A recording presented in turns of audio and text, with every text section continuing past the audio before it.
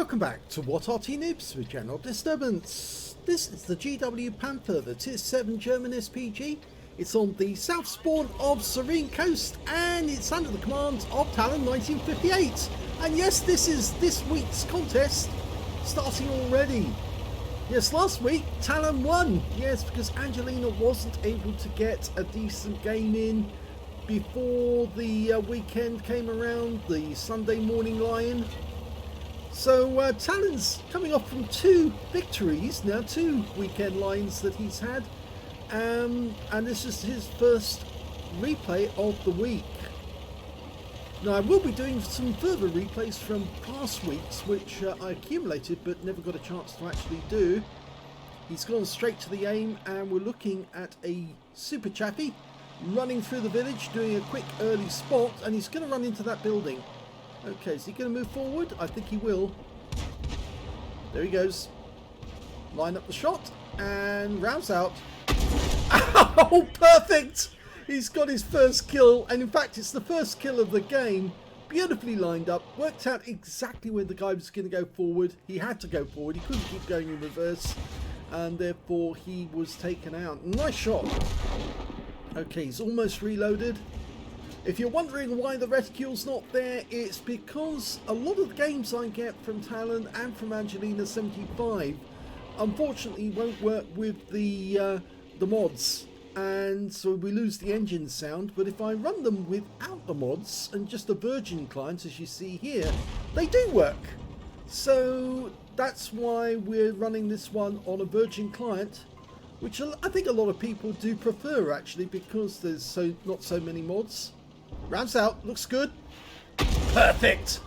Direct hit for 249 on the Viz 44-1. He's having a good game so far.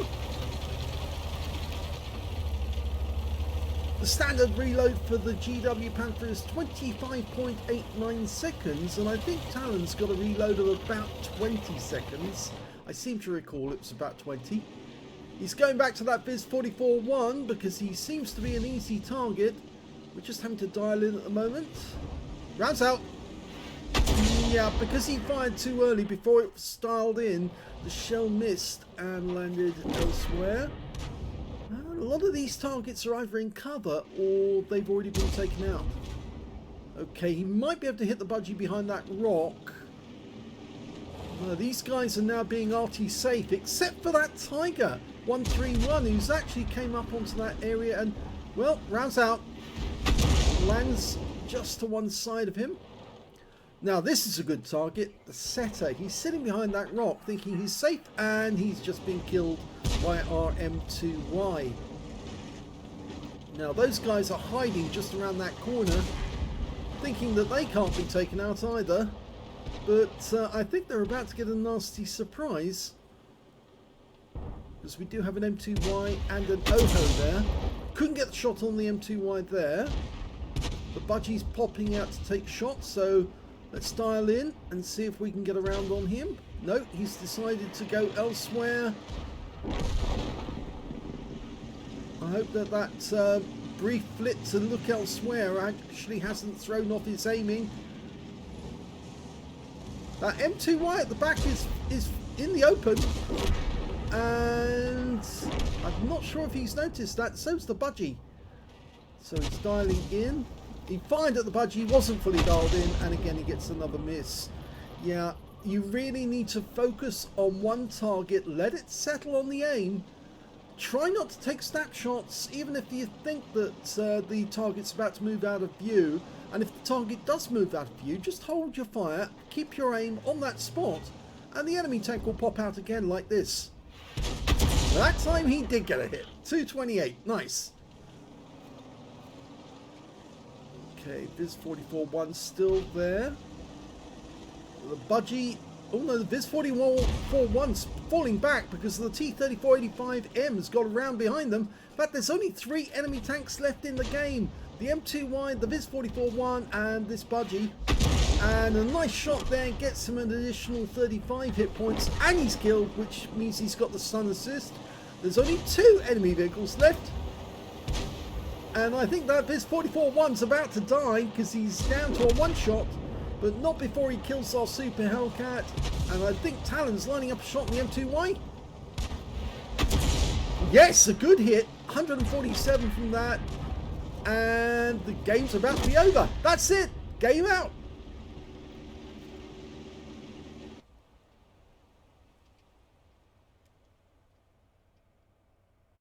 So the first game is over, and it was a third-class tanker for talon1958 in the GW Panther. He managed to get a bruiser medal for getting at least 5 critical hits. He got 5 exactly. His win rate from the battle was 1,289, but he didn't pick up any other medals because he didn't hit enough enemies to do it. In fact, you can see some of these enemies he actually hit more than once. He stunned the Budgie 3 times. He's stunned the Viz 44-1 twice and the M2Y twice as well. So he was focusing mainly on the peninsula instead of actually trying to hit the other tanks. He did get that big lovely hit on the Super Chaffee, which wiped him out the game, and it was a penetrating shot at that. But sadly, not enough enemy tanks for him to get a Confederate, because he actually only damaged 3 out of the 6 he needed. Let's have a look at team score. Well, we can see in this battle he actually didn't get the highest damage in the game, but the Viz 44-1 that he was firing at got a high caliber for 2,815. The second highest damage in the game actually went to that M2Y that he was firing at as well, 1,692. And the third highest damage in the game was the Oni with 1,450. Talon managed to get 1,002, so he got over 1,000 hit points. At least he came out of the battle with some damage, whereas these enemies didn't. Nothing at all. And one of those was the Super Chaffee that he wiped out, who didn't get any damage and any kills. All he got was some spotting. When it came to kills, it was actually shared by... Well, the Viz 44-1 got 4 kills, and only 3 enemy players actually managed to get kills at all in that game. But on Talon's team, there were 4 players who managed to get 2 kills apiece. The Striv N42, the Setter, the Jagdpanzer 4 and the Striv 74 all got 2 kills apiece. Talon only got the 1, but it was a good one. It was the Super Chaffee, and it was the first kill of the game. When it came to base XP, he's in 4th place on his 5th place on his team rather, but he's actually in 6th place overall because one of the enemy players actually managed to get more XP than he did. Or did he? No, 616, is that 689 or is it my eyesight? No, actually he is in 5th place because the Talon got 678. The highest scorer was the Striv M4257, 938, 833 to the heavy tank number 6, 792 to the Oni, 687 to the Setter, and then 678 to Talon. And the next one after that was the M2Y with 1692. So, or not 1692, sorry, what am I saying? Where are you? No, I was looking at the wrong figures. That's why I'm wrong. No, it's this one here, isn't it? 669. So he is 9 XP points behind Talon. So, yep, excuse me for getting that mucked up. If we look at the detail, we can see he fired 10 rounds in that game, got 3 direct hits on the enemy and 1 penetration on the Chaffee, 8 splash on the enemy as well, 1,002 hit points of damage, all of it done at more than 300 meters. Damage 4 of the enemy, killed 1, did 682 hit points of stun assist off 8 stuns. He earned 27,273 credits from the game, 50,000 for completing a mission, 77,273 credits altogether, and after ammunition resupply took away 66,073 credits profit. 1,017 XP times 2 for the first victory, 2,034 experience points altogether. So there's the end of the first battle in the GW Panther. I suppose the best thing we should do right now is look at the module placement and the armor. I'll do a quick run on that. Here's the armor layout for the GW Panther. You can see basically it's a Panther hull with a turret on the back for the howitzer. As such, it's actually got the same armor profile as a Panther, and you can see 50mm of actual armor at the front, 74 effective armor because it's well angled. On the lower plate you can see it's only 30mm, but its effective is 76 because of course that well angled lower part. The sides, they're not so strong, 30mm, and because they're flat, the effective armor is the same. And the turret at the rear is incredibly weak. Yes, you can see here it's only to stop splinters. At the back it's sort of like effective armor or actual armor 16 millimeters, effective armor 17 or thereabouts. So anywhere on the rear of this Arty and you're probably going to get an easy pen. You can see actually it's only effective armor there, 31. Yeah, it's a very weak vehicle indeed when it comes to actually damaging it. But the best place to aim for is the gun shield because it's so prominent, stands up so well. Either that or you just land a shell directly on top of the tank, and you can see there the armor is only 16 millimeters. So any Arty round hitting the front of this vehicle is more than likely going to go straight through, and you will get a decent penetrating roll. Let's have a look at the module profile. Okay, well, we've got the modules up now, and again, it's just basically a Panther hull. We've got the driver right up front in the vehicle, separate from the rest of the crew. He's got the transmission directly in front of him, because you know German tanks, front drive transmissions. The engine is directly behind him, which is going to be quite noisy, I suppose. And he's got a fuel tank to his left as you're looking at it right now. That runs back alongside the actual engine. We've got the radio behind that.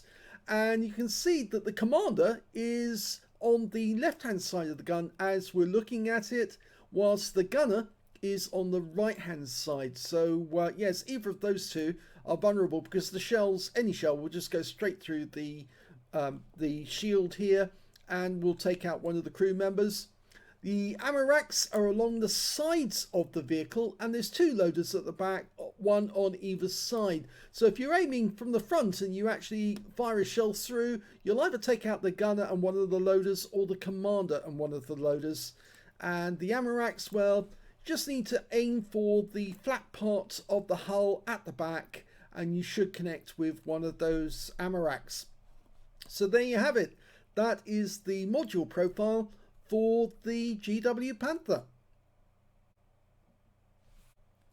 So this was the end of the first battle, a third class and a bruiser medal for talon1958. Let's have a look at the second battle, and this one is by angelina75. The second battle is on the north spawn or defending spawn of Erlenberg assault, and it's angelina75 in the Hummel. Tier 6 German SPG 15cm howitzer. It's the same howitzer you'll find in the Gorilla, the Tier 5 German SPG. It's very accurate, it's got a faster reload than the Top Gun on the Hummel, and it does less damage, but it's also got a better trajectory, which means obviously, as I've mentioned before, it can actually fire over objects which the enemy might try to hide behind. Angelina likes to come over to this side of the battlefield through the cap zone, and I think this is a good spot to fire from. Okay, she's gone straight to the aim because she knows she can fire straight down this road towards the enemy tanks coming towards us. Okay, she's got a red line there, I think that's the tower, but she fires around at the IS-3 and she hits the tower instead. So just got to wait a little while for the reload. The standard alpha for this shell is 480, and the reload time is normally 25.31 seconds. Angelina's probably got that down to about 20 seconds for the reload. Let's see how she gets on this one. Oh, she just hit that guy. Yes, she hit the OI. She's got a direct hit, but she's pulled back just a little bit because there are enemy tanks on the east side of the map, and our teammates are trying to hold them back. And they've just managed to kill the T-3485 that was hiding behind the farmhouse. Now that was a little late. She didn't lead the target, but I think she stunned him all the same. Now she can definitely get a hit in this OI. She's hit him before. Okay, line him up. Okay, KV2 there as well. And she knows the maxim of making sure you use every shell for its best effects, and yes, she gets a hit on the KV2. And that means there's more enemy vehicles that she's hit. The more you hit, the more chance you've got of getting a Confederate. Somebody on What Noobs Facebook page was actually asking, how do you get a Battle Hero medal or an Epic medal? And well, the easiest way to get a battle hero medal is to actually get a Confederate if you're playing Arty, because Arty get a lot of Confederates if you follow the maxim of firing at as many enemy tanks as you can, as often as you can, not focusing on the same tank every time. Oh, that OI is gone. But she's lined up a shot. Note the T-29's gone as well. So she's gone back to the T-44 on this side of the map. And I don't think she's hit that guy before. So there's a good chance she might get another victim here. Rounds out. Oh, she did get some splash on him for 88. So that means now she hit at least 4 enemy vehicles. The T-44, the T-29, the KV-2 and the OI. Looking to get another one. Okay, she's almost loaded. That guy's positioning himself to run away, but not before she touched him. And that's number 5. She hasn't killed an enemy tank yet, but she's already completed most of what she needs to get a Confederate medal. She's repositioning herself within the cap zone. An assault battle only lasts for 10 minutes. We've already had nearly 4 of those. She fires around at the VK, and unfortunately he's killed before she can get a shot in. She's now got a KV-3 to fire at, and she's marked the ground to let her teammates know that's what she's looking at next. Always a good idea. Communicate with your teammates. Mark the targets you're actually going to try and hit, or mark the ground to let them know where the shell's going. Rounds out. Looks good. Yes! Another one. Only 57 hit points of damage done, but it's another target, and now that means she's hit 6 enemy vehicles. She's only showing 4 or 5 rather on the damage list, but that's because the OI was a blind shot, and she's almost ready to go again. I think she's got another one at the KV-3, and she's got some more hit points off him. Now there is an enemy Arty in sight, or was an enemy Arty in sight. He's at the other end of the battlefield. Sadly, she can't hit him, and there goes the KV-3, and that is the end of the game.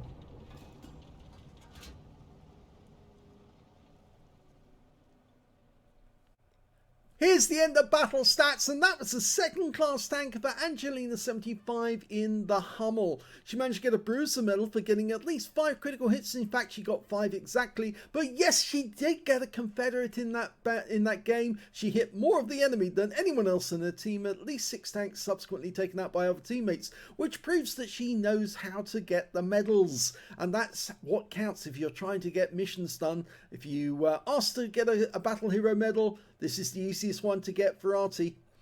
The win rate wasn't that high, it was only 865, but I think by getting a second class and a Confederate, that puts Angelina in the lead to get the next weekend's Lion. So let's have a look at the team score. Well, she didn't get a whole lot of damage in that game. The highest damage, it was a tier 8 game by the way, with tier 6 tanks in it. The highest damage was the Progetto, who managed to get 2,501 hit points, and another Progetto managed 2,263, and the third was the T-28 prototype with 2,018. Angelina managed to get 643, but she was the only member of her team who actually got a medal in that game. Yes, just goes to show she can generate medals whenever she wants them. And when it comes to kills, she didn't get any at all, but that actually helped her to get the Confederate. The highest scorer in the game was the T-28 prototype with 5 kills, 3 kills to the Progetto 46 and the 54, and 3 kills to the M2Y as well.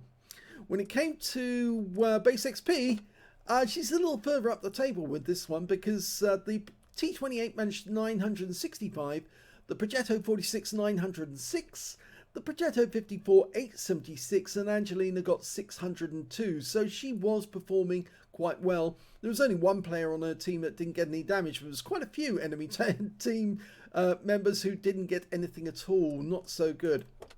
She fired 10 rounds in that game, got 3 direct hits on the enemy, but she didn't penetrate with them because they were fairly heavily armoured. 9 splash on the enemy as well, 643 hit points of damage, all of it done at more than 300 meters.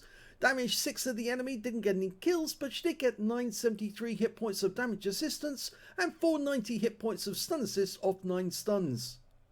She earned 36,683 credits from the game, 50,000 for completing a mission, 86,683 altogether, and after ammunition resupply, she took away a profit of 81,633, 903 XP, times 2 for the first victory, 1,806 experience points altogether. So yes, Angelina is now in the lead, and we wouldn't go before actually giving you the armor profile for the Hummel, because I think we ought to, really. Yeah, it's basically a Panzer IV with the gun mounted right in the center of the vehicle and the engine directly underneath that. The frontal area is for the driver and the gunner's mate, or rather what they call the machine gun operator on the front of the vehicle. It used to be that when they first built this vehicle, it was only the driver that was actually needed up front. They didn't have the driver's mate or machine gunner in the front part, but they extended this across so they could do that. As you can see, the armor is very weak. It's only 30 millimeters of actual armor. Effective armor is only 32, so very, very weak indeed. Down below, 30 millimeters again, 36 effective. That's fairly well angled, but it's still only 15 millimeters. If you look at the gun shield, very thin indeed, 10 millimeters of armor. So anywhere on this gun shield is a good place to hit it. If you hit the sides of the vehicle, it's only 20 millimeters. And round the rear it's only 10 as well, and 20 there. So yes, Hummels are very weak, very little armor, but a very big heavy gun, and that's why they are fairly slow. Let's have a look at the modules. Okay, we've got the modules up, and there you can see there's the howitzer, there's the engine directly beneath it. They had to balance the centre of gravity, otherwise it would have been a bit difficult to handle. They needed to have the back of the gun free for the crew to actually operate it, and so they had to move the engine further up front. As you can see, there's the driver, and what we've got here, it's showing that as the that's the gunner's mate. I think if I bring up the X-ray modules, you can see there he is. Radio operator is what they're calling it, and they've got the radio between them. But yes, they're separated from the rest of the crew. They're up front in the vehicle. They're probably the most likely to die. You can see the transmission in front, as you'd expect from a German vehicle.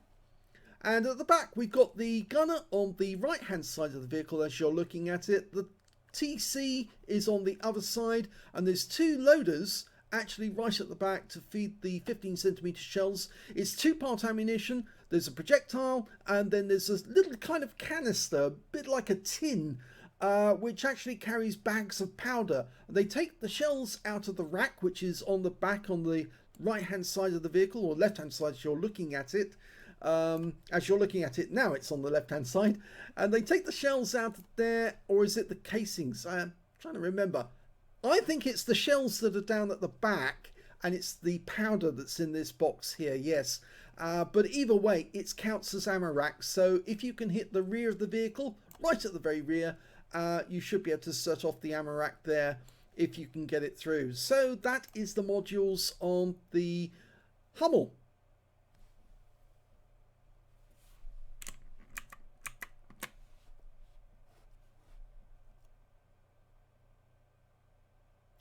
I do hope you enjoyed that replay, or both of those videos. If you both of those replays. If you did enjoy this video, please give this video a like. Do subscribe to our channel. Leave a little comment down below because it feeds the algorithm. And thank you for watching.